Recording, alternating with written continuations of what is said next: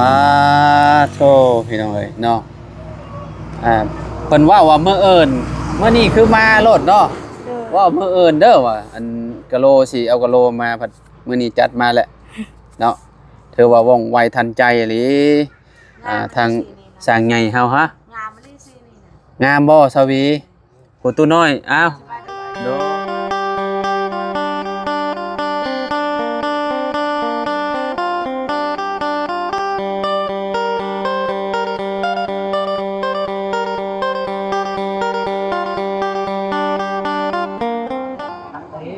กราบสบายดีสวัสดีพ่อแม่พี่น้อง FC บัสสุขุสู่คนเนาะบ่ว่าสิอยู่ในและก็ต่างประเทศพ่อแม่พี่น้องเนาะมาพบมาพ้อกันกับเฮายามแรงๆอยู่ที่บ้านน้องแตงจริงพี่น้องเนาะพี่น้องเห็นหยังบ่อยู่ทางหลังพุ่นเนาะป๊าดพี่น้องเนาะกะโลหรือว่ากระเบื้องปูพื้นบ้านน้องแตงจริงมาแล้วพี่น้องเนาะพุ่นแหละเห็นบ่เอาไปเบิ่งไปชมกันพี่น้องว่าสิงามสำใดพี่น้องเนาะไปพี่น้องเนาะปอขักลีนี่เนาะสบายดีน้องเต็งจริงพี่น้องเนาะอะละขักลีนี่เนาะโธ่พี่น้องเนาะเพิ่นว่ามื้อเอิ้นมื้อนี้คือมาโลดเนาะว่ามื้อเอิ้นเด้อว่าอันกะโลสิเอากะโลมาผัดมื้อนี้จัดมาแหละเนาะถือว่าว่องไวทันใจอีหลีทางสร้างใหญ่เฮาฮะงามบ่ได้ซื้อนี่นะงามบ่สวีผู้ตู้น้อยอ้าวโดยงามบ่โดยเป็นไดจริงๆงามโอเคบ่โอเคเลยคันว่าโมเมนต์นะบ่าวเลือกเจ้าสิเลือกสีหยังสีฮะสิเป็นสีดำลวดลายนี่สีดำเด้อเจ้ามักสีดำอยู่แล้วสีคันนะบ่าวบ่ได้เลือกนี่น่ะน่าสิเลือกสีมันสีมีสีหยังไงบ่อึดคันนะบ่าวบ่เลือกให้นี่น่าสิเลือกสีอื่นแต่ว่านะบ่าวให้เบิ่งรูปแล้วมันงามก็เอาสีนี้เลยงามแล้วว่าเรื่องของเรื่องเขาเอารูปให้เบิ่งก็มันพี่น้องเอารูปให้แต่งจริงเบิ่งแต่แต่งจริงว่าเพิ่นว่าสีนี้ก็งามคือกันเหมือนว่าเนาะเพราะว่าลวดลายมันมีเด้สีขาวมันมีลวดลายมันบ่ได้ขาวแบบมันบ่ได้ขาวอีหลีหั่นนะพี่น้องมันขาวแบบธรรมดาหั่นน่ะแบบว่าคือนี่ก็มักสีนี้คือกันสีนี้มันเหมาะกับเพื่อนเลยแม่นบ่เลยมันงามทาสีขาวเข้าไปนี่ขาวหมกเข้าไปนี่โอ้สว่างจ้าเลยแบบว่าสีดำนี่มันบ่เหมาะกับเพื่อนบ่เหมาะกับสีที่เฮือนอยู่ในขาวไปทาเอากระเบื้องสีดำมันแม่นสีนี้งามมันต้องอยู่ออฟฟิศพวกกะโลสีดำมันจะเข้ากันเนาะมันเข้ากับเพื่อนสีบ้านเฮาต้องเอาแนวสว่างใส่จังงามหรือว่าเป็นพวกสีไม้ก็ได้สีไม้แล้วแต่คนมักดอกอันนี้ก็ได้พี่น้องเนาะแบบว่ากะโลนี่กับสีแบบสีให้เฮาเบิ่งอยู่ในรูปโทรศัพท์มันก็เหมาะแล้วงามแล้วมักอยู่บ่มักเปลี่ยนใจได้บ่สีน่ะเปลี่ยนใจได้สีนี่ก็ได้สีนี่งามความเรายังบ่ซื้อนี่บ่แม่นเราสิลงมือซื้อแล้วบ่จักบ่แบบว่าก็มักสีนี่คือกันบอกแล้วบ่สีบ้านหั่นแหละบ่สีบ้านก็เอาแบบสีรูปในโทรศัพท์นั่นแหละสีฟ้าแหละงามแล้วคักอยู่เนาะสีนั่นน่ะก็มักสีก็สิขาดขาวตัวที่ว่าเราหั่นไว้นี่แหละแล้วก็ทาตัวนี้พี่น้องเนาะอันนี้ก็โอ้ถ้าแบบว่าคือถ้าเลือกได้ข้อยก็อยากเลือกคือกันในเฮือนข่อยครับบ่มีเงินซื่อๆสีเฮือนข่อยมันบ่งามปานใดมันขี้ร้ายหั่นน่ะกระเบื้องน่ะตั้งแต่กี้เฮาคือแบบมีแบบใดเฮาก็เอาปูหั่นน่ะราคาที่ว่ามันถูกสุดน่ะซื้อมาน่ะเพราะว่าย้อนบ่มีเงินให้มันแล้วก็แล้วเฮือนน่ะแบบจริงๆบ่ได้เข้าใจแบบว่าคือร้านจริงๆแบบว่าเราบ่เข้าใจแบบว่าอาจารย์เลือกสีนี่บ่แม่นแบบว่าอาจารย์ให้เบิ่งว่าแบบใดงามอันน่ะจังซี่นะแบบว่าลูกบ่ได้เข้าใจแบบว่าให้เบิ่งตัวอย่างเลยคันว่าบ่มักแล้วก็บ่เป็นหยังก็หาเลือกสีใหม่แต่ว่าแม่จริงๆก็พอจริงว่ามักสีนี่งามสีนี่ล่ะค่ะมันขาวเลยเว มันก็บ่ได้ขาวขาวอีหลีหรอหั่นนะพี่น้องมันขาวแบบนี่แหละออกแบบมุนๆเนี่ย ออกสีเทาๆนี่ แม่นออกสีเทาๆเด้ แบบมันขาวนี่มันบอกว่ามัน แม่น บอกว่า ขาวอีหลีมันก็คือแบบมันยังหล่นลงก็เห็นเบิดทุกอย่าง เจ้าเปล่าสีดำนี่ในเฮือนมันสีขาวมันบ่เขา มันบอกขาว มันบ่เข้ากันแจ็คเก็ตนี่ก็จะเอามานี่เนาะ 65เกต 65บ่ เลย อืมพี่น้อง60เด้อ60คน60เนาะประมาณโอ้ถือว่าแบบแผ่นใหญ่พอสมควรอยู่แผ่นเม็ดก็มีแล้วว่าแต่ว่ามันสิโอ้เอาสำนี้แหละถือว่าโอเคแล้วปูหน้า60โอ้คักเลยเนาะก็ได้การอยู่ เก็ดหนึ่งสี่แพง เก็ต4อันเนาะ4แผ่นแรกๆเราอยากเอาลงไว้อยู่ไสก็ เดี๋ยวจะป้าอยู่ในทาง ใส่ในครัวนั่น ไว้ในครัว เรียบร้อยกัน โอ้กลางคืนมาอันตรายได้ก็เจ้า แม่จริงๆบอกว่าให้ป้าอยู่พุ่นว่าป้าอยู่พุ่นเราเบายาแล้วป้าเราอยู่พุ่นป้าอยู่นี่ก็ได้ ไว้หลักเราสิชื่อไม้แต่ว่าเฮาว่าจะน้อยเจ้าสิว่าเจ้าของเฮือนแล้วหลัง เราบ่เป็นห่วงของที่เราจะเอาลงไว้อยู่หั่นเลยติ เราอยากป้าอยู่ทางนั้นเลย โอ้ บอกไปอย่างนั้น เนาะ เขาว่าพอดีแล้วกลางคืน แม่นอยู่อันน่ะเงินเพิ่นเนาะ แต่ว่านึงมันเพิ่นจะเข้ามาร ถเฮาออกแล้วได้ไปบายอยู่หั่น มันตันทางไว้ติ ทางมันยากเลยว่ะ เขาว่าพอดีแล้ว เราถอยรถเข้ามานี่บัดนี้ติ รถ จอดอยู่ จอด น อยู่ ให น ญ่ อกนั้ นะ นรถใหญ่ จอด รถของดิน จอดอยู่ฝั่งนั่นบ่ เบื้องนี้ เอาอยู่ฝั่งนี้เนาะแล้วมันเป็นทางโค้งเนาะ เนาะ มันรถอย่างยากเนี่ยนะพี่น้องเอ้ยเนาะอีกอย่างหนึงมองนี้มันก็บ่กว้างบันไดแค่นี้ว่าสิถอยอันเข้ามาหั่นน่ะเนาะเราเอาให้เขาเจ้ามาส่งบ่ เลยเราโทรเวียดมาส่ง โอ้ไวทันใจดีนี่ เขาคิดว่ามื้อใดปูมื้อนั้นมาส่งเขาคิดนะ แม่นเราเว้ากับข่อยว่ามื้ออื่นก่อนเราบ่เราสิมาส่งบัดมารอบ2เพิ่นว่ากะโลมาฮอดแล้วก็กระเบื้องพี่น้องไอ้เนาะคักๆๆได้การอยู่เนาะ เราว่าตั้ง เฮ้ยตัวบันไดนี่ขึ้นทางนี้เนาะตู้ขึ้นทางหน้ายาวเลยเนาะก็ดีคือกันเนาะก็ดีคือกันว่า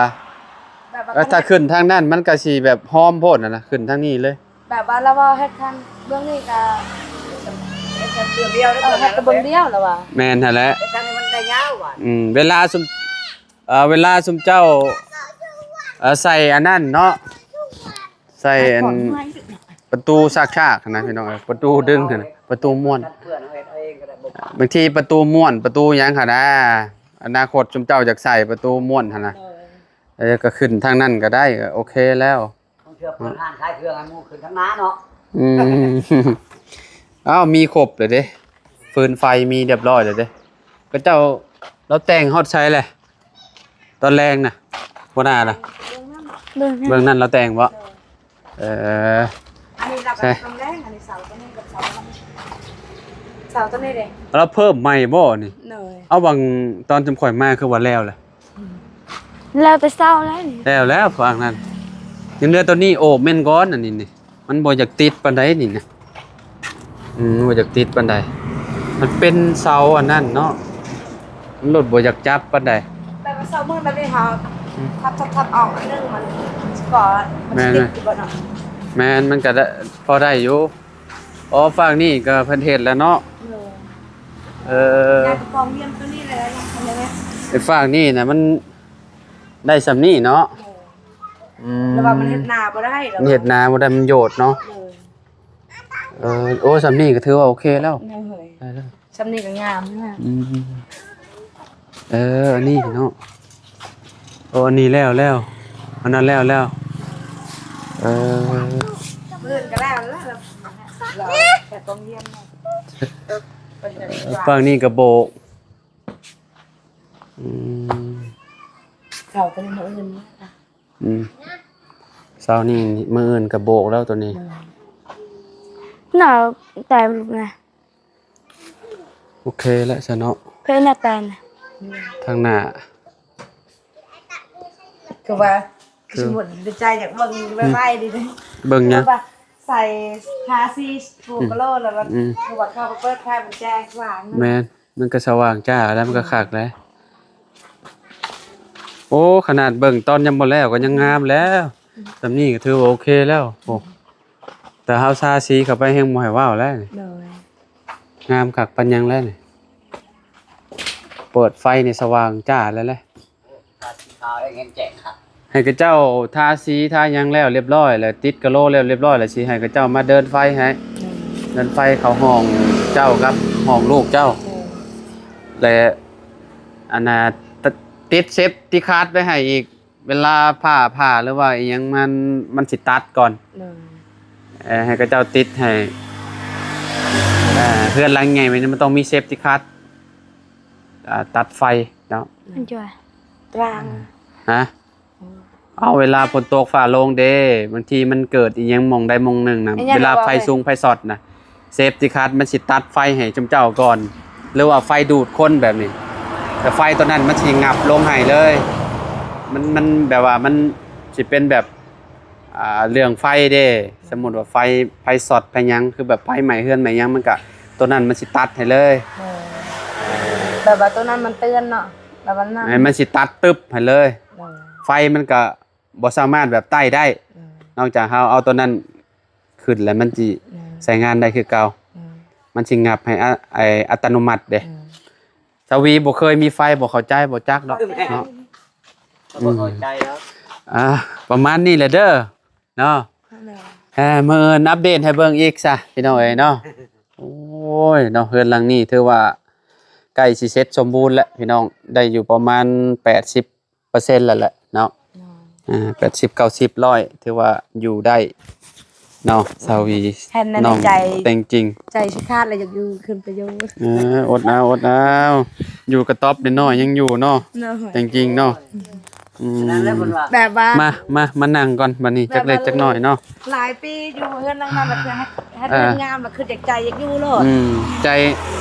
หุ่มๆโอ้เนาะ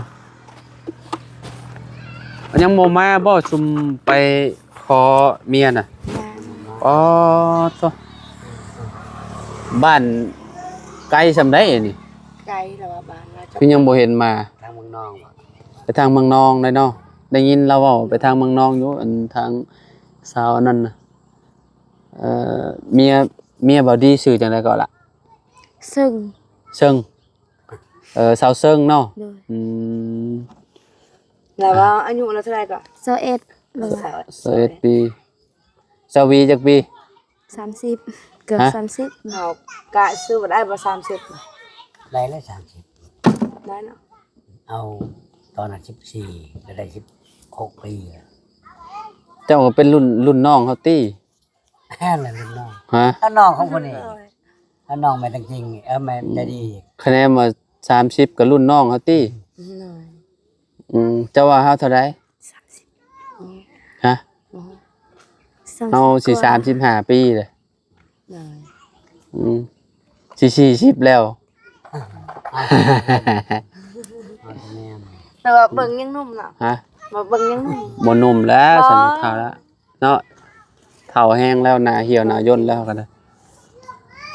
พี่น้องเอ้ยลุงเฮิมอายุแล้วลายเราก็ยังนุ่มเนาะ37 38มั้งลุงเฮิม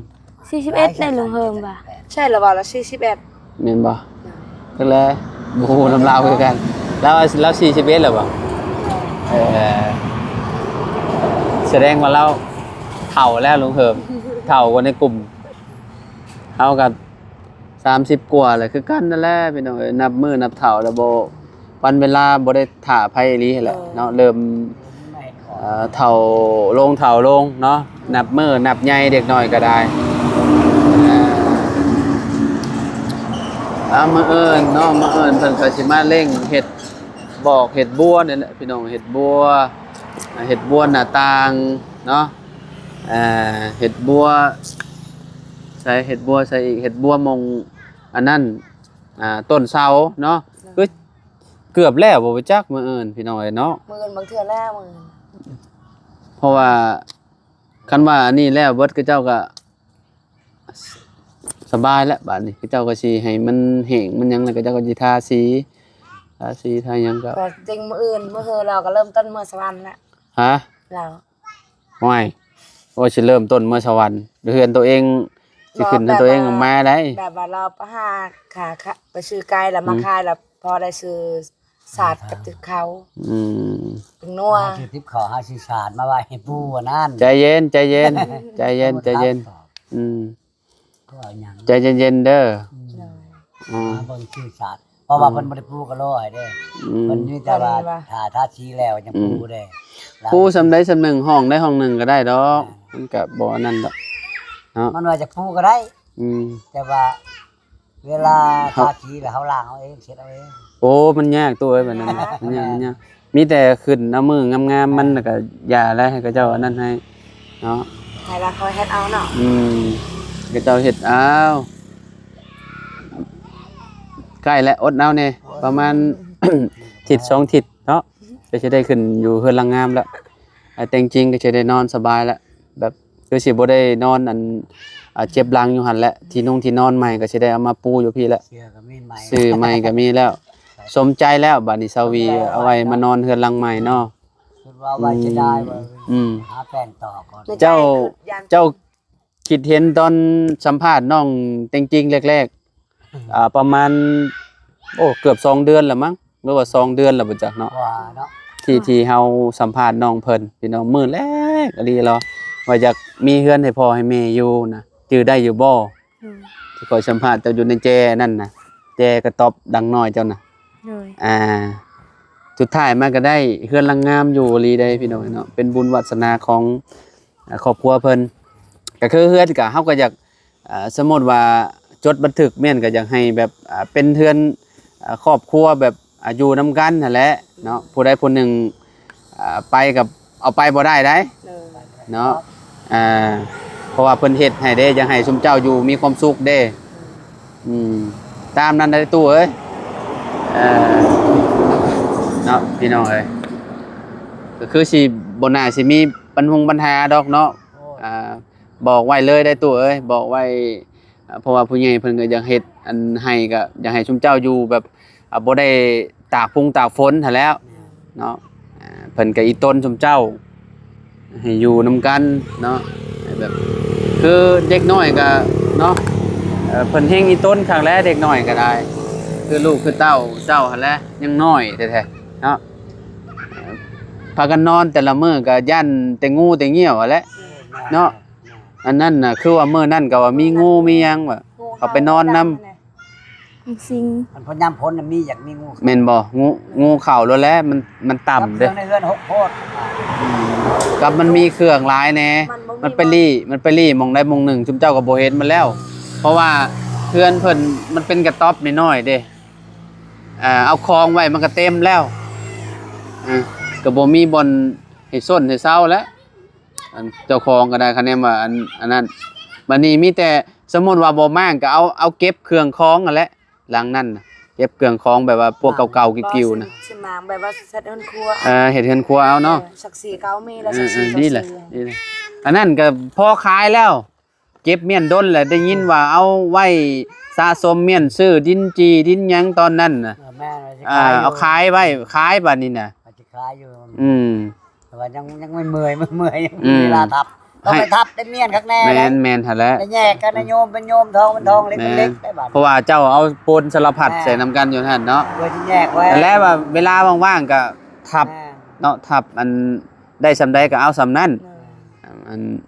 เพราะว่าให้มันแปลนให้มันหยังแหละเนาะให้มัน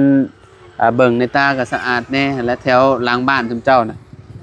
มันจังบ่มีงูมีเงี้ยวเข้ามาคือแบบนั้นแหละมันงูบางทีมันซ่อนอยู่นำหม่องหันหม่องเจ้าเก็บอันนั้นน่ะบางทีมันเลื้อยออกมาก็บ่เห็นจ้ะยังกลางค่ำกลางคืนก็โอ้ตรายงูเห่า รักษาแถวนั้นล่ะสิเกาะเฮือนครัว เฮ็ดห้องน้ำ แล้วเมียแล้วงานแล้วจะกินเมียก็เยอะ โดยโอเคแล้วสิได้บ่เมื่อยปานใดแล้วบัดนี้ยามไม่เมื่อยแล้วก็พักผ่อนนอนเปิดพัดลมเย็นๆนอนเนาะจริงๆก็คือสิบ่แบบบ่ซีเรียสปานใดแล้วบัดนี้เรื่องเฮือนเรื่องชานให้พ่อให้แม่อยู่หั่นนะเนาะเพราะว่าเพิ่นมีเฮือนหลังงามๆอยู่แล้วบัดนี้พี่น้องเอ้ยเนาะอยู่มา11ปีเอ้ยบ่แม่นเกือบ10ปีเนาะอยู่กับต๊อบตัวนั้นเนาะหลังน้อยๆน่ะเนาะอดเอาอีกบ่โดนเด้อสวีเด้อ โอเคกะไปซะพ่อแม่พี่น้องเนาะเฮาก็ขอโตแล้วเนาะแบบว่ามันก็ค่ำมืดล่ะบางแลผู้มืดฟ้ามืดฝนเริ่มมาแล้วบ่ฮู้ว่าสิตกตอนใดเนาะเอามีหยังสิบอกผู้ใหญ่เพิ่นบ่ทางไอ้น้อยเพิ่นเบิ่งอยู่เด้อน้องจริงๆบอกพ่อเพิ่นแน่ บอกแม่ลูก พ่อน้อยนะกับทีมงานเพิ่นน่ะอวยพรอวยไส้ให้เพิ่นอีกเทื่อนึงแน่ เอามาลูก เอา ขอบคุณขอบคุณพ่อน้อยกับและทีมงานที่เข้ามาช่วยเหลือก็ขอให้สุขภาพทีมงานพ่อน้อยก็ขอให้อยู่ดีมีแฮงขอให้สุขภาพแข็งแรงความเจ็บอะไรของใครอย่ามีปรารถนาสิ่งใดขอให้ได้สิ่งนั้นอายุอายุ อยู่มันเยิน อายุมันยืน ลืมกูมือ อายุมันยืนควรอายุมันยืนบ่ เด้อแล้วก็ขอปรารถนาสิ่งใดก็ขอให้ได้สิ่งนั้นสาธุ เอาทางหัวหน้าครอบครัวแล้วบาดนี่ทาง ลืม เอาล่ะเอา ก็มอบกับใจ เอาตู้ เด้อทางผู้ใหญ่ไอ้น้อย ที่ช่วยเหลือลูกหลานได้เฮือนได้ศาลคือหมู่กับทีมงานไอ้น้อยนั่นแหละขอขอบขอบใจขอสุขภาพแข็งแรงความเจ็บอย่าได้ความใครอย่ามีปรารถนาสิ่งใดขอให้ได้สิ่งนั้นนอนหลับให้ได้เงินหมื่นตื่นมาให้ได้เงินแสนเด้อสาธุ โอเคเอาทั้งประตูบาดนี่ประตูน้อยอวยพรให้ทางไอ้น้อยคือกันแน่ ขอบใจเด้อไอ้หน่อยจะดีให้อยู่ดีมี จ แฮง ริงๆเด้อ ให้มันให้ยืนเด้อที่ช่วยเหลือเนี่ย อืม ปรารถนาสิ่งใดก็ขอให้ได้สิ่งนั้นสาธุบ่ชื่อ ประตูน้อยคือว่าไปฮัดเว้าอยู่ไปฮัดเว้าอยู่แต่พอมาเว้านี่ก็เว้าบ่ค่อยเป็นบันได แข็งบ่นั่นน่ะว่า โอ้ยตู่ แบบ เอ้ย แบบว่าอยู่ผู้เดียวขึ้นในใจเว้าออกมั้ง บัดพ่อออกหน้ากล้องเลย แบบออกหน้ากล้องมัน เอาแย่เนาะโอเคเอาโอเคซะครับไปปลาแล้วมื้ออื่นพบพ่อกันใหม่เนาะเอาสบายดีเด้อสบายดีเด้อโดยมาของใหม่เนี่ยเนาะพี่น้องเอ้ยเนาะโอเคพี่น้องเอ้ยเนาะอยู่ดีมีแฮงบ่สุขทุกคนขอบคุณละลายเด้อ FC เนาะที่ติดตามและเป็นกำลังใจเนาะสำหรับคลิปนี้เนาะเฮากลับไปแล้วพบกันคลิปหน้าเนาะสบายดีเด้อพี่น้องเด้อ